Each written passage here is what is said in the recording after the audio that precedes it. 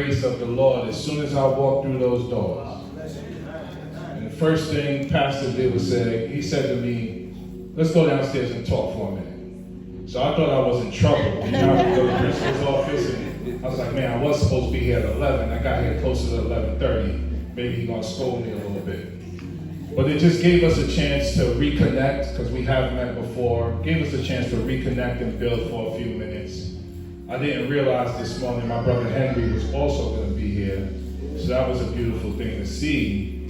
And, you know, to be here this morning and to sit with Damon and AJ and to see everyone else in the audience and Delia speaking, you know, as I was running for office and after getting into office, I met all of you at some point along the campaign trail. And, you know, when I met you and as we talked and as I listened, it wasn't just about me getting a vote, not in my opinion. It was about me building new relationships, connecting with new family members, and rooting those relationships in love and truth. And just talking about how we can work together to transform Mount Vernon and transform the entire district. So I've been in office now for 9 months and those relationships are still building and growing. And, you know, when you turn on the news and see what's going on, it's almost like you're watching complete chaos and complete misery and complete suffering when you hear about the things that are happening in our communities. And Delia mentioned a great story this morning about the young girl falling over and her mom scolding her for not listening. And as we think about, you know, I'm in Congress now, so I'm in the so-called halls of power, right? But as we know historically, those halls of power haven't always met the needs of our community and our people. Those halls of power, and I've been very critical of those halls since I've gotten there, those halls of power are halls of indigenous genocide. Yes. They're halls of the enslavement of African people. They're halls of white nationalism and white supremacy. Talk about it. And they are halls of European settler colonialism. And as we acknowledge October's Mental Health and Emotional Wellness Month, we have to acknowledge European settler colonialism as a mental illness that continues to impact our communities and oftentimes leads to us destroying each other. So, you know, when the news tells these stories, they talk about individuals doing bad things. But they don't talk about political violence and policy as violence. And the political decisions that have been made by people that often don't look like us, that are the reasons why our streets are still broken down. And our parks aren't invested in. And our schools are underfunded. And we don't have job opportunities and lack of housing and lack of infrastructure. And while we disproportionately have been impacted by COVID and cancer and so many other diseases. That's the truth of the matter. The other truth of the matter is this.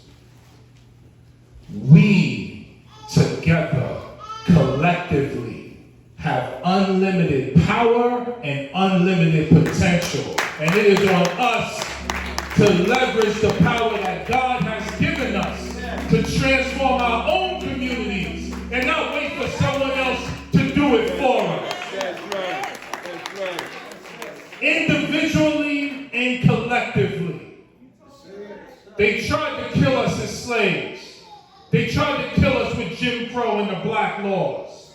They tried to kill us with heroin, crack cocaine, and now COVID. But by the grace of God, we are still here. That's right. And now that we are here, and since that we are here, what are we going to do about it? How are we going to use the power that we have right now today to demand change and transform our own communities? How are we going to do it? That's a question I want to leave us with today. What are we going to do today, right now, in this moment? From our diet, to our exercise, to our sleep, to our reading, to our behavior. What are we going to do to continue to grow and empower ourselves individually so that we can grow and empower each other collectively? Because our tribes had democracy way before the Europeans came. Our tribes built pyramids way before anyone came to the motherland. We are the most powerful people, and people know that. That's why they continue to attack us and try to destroy us, because they know our power. But if we don't recognize and acknowledge our unlimited power, we might as well just lay down and let them roll over us. But I am here first and foremost because of Miss Pauline Bowman, my late mother who passed away February 14th from COVID. I'm here first and foremost because of her.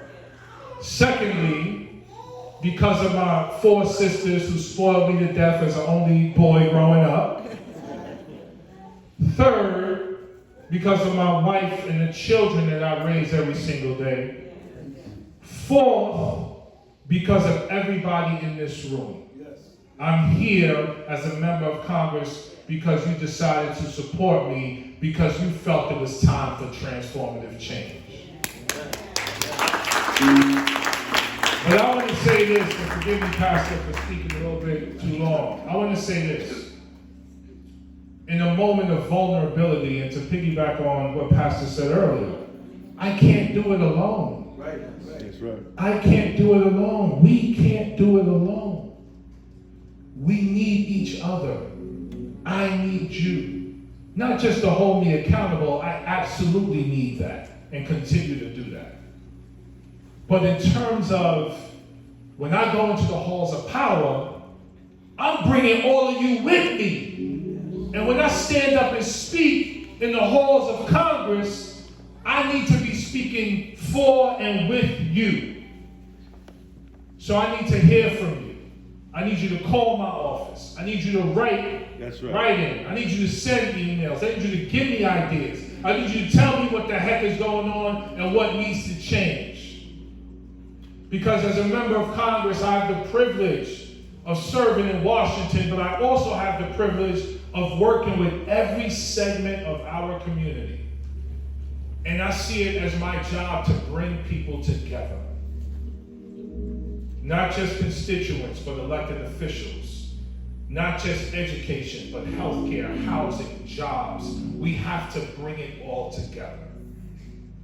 For someone like me who's a regular dude, one correction, Pastor, I was actually raised in East Harlem, Manhattan, not the Bronx. But I claim the Bronx because for 17 of my 20 years in education, I worked in the Bronx. So I might as well be from the Bronx. But the Bronx isn't much different than Mount Vernon. And it ain't much different than East Harlem. And it ain't much different than Yonkers. And it ain't much different than parts of New Rochelle. We are one collective community of tremendous power. And we need to begin to use that power in the Lord's name. And I say it that way because, sometimes people may hear power and they think we mean control. That's not what we mean. We mean love. That's right. We mean joy. We mean acceptance. We mean rediscovering our true nature as black intellectuals and black masters of our own destinies. And we're bringing our Latino and indigenous brothers with us as well. Because European settler colonialism has been a disease that has lasted for far too long. That's right. And I'm just honored and humbled to be a part of this journey with you. And there's so much work to do. Yes, sir. But it's one step at a time, 1 inch at a time, 1 day, week, month at a time, 1 year at a time. And it can happen during our lifetime. Look at what we've already done in this nation despite our circumstances. Look at what we've already done. And we got so much more to do, and I'm just excited to be a part of it with you. So I ask you, I beg you, hold me accountable. Come with me to the halls of power in Congress. Let's do it together in love. And let's figure out, because the answer doesn't come right away, let's figure out how to help, support, and love each other in our community each and every day. Because there are children out there who need us. There are people out there who are unhoused who need us. There are people struggling with mental illness who need us. There are seniors who need us. And I said I was going to talk about reconciliation, sorry. But this is part of reconciliation. And I'll close with a quick policy thought. Right now, we are about to pass transformative legislation in Washington. Transformative. Unprecedented. Hasn't been done in 100 years. There is an infrastructure bill that will help us fix our roads, bridges, tunnels, and sewage system. We're going to pass that. The problem with that is 90% of those jobs go to white men. And we appreciate them coming in and fixing our community. We need that. But there's another bill. It's called the Build Back Better Act. $3.5 trillion investment in our women, our children, our seniors, and people of color. And I cannot sacrifice one for the other. We have to make sure this time we do not leave black women behind. We do not leave our caregivers behind. We don't leave our seniors behind, our children behind, and our climate behind. This time that's not going to happen. It happened 100 years ago with the New Deal. It cannot happen right now. Because the New Deal created the Bronx and Scarsdale. It created places like Mount Vernon and Bronxville, and that is unacceptable. I leave you in love. Thank God for all of you. Thank God, Pastor, for having me here. Peace and love to you all. God bless you. Come on, man. We thank God. Congressman, could you do me a favor? Just stand there. I want us to pray. Will you just stand with me now, everybody? Elevate your hand.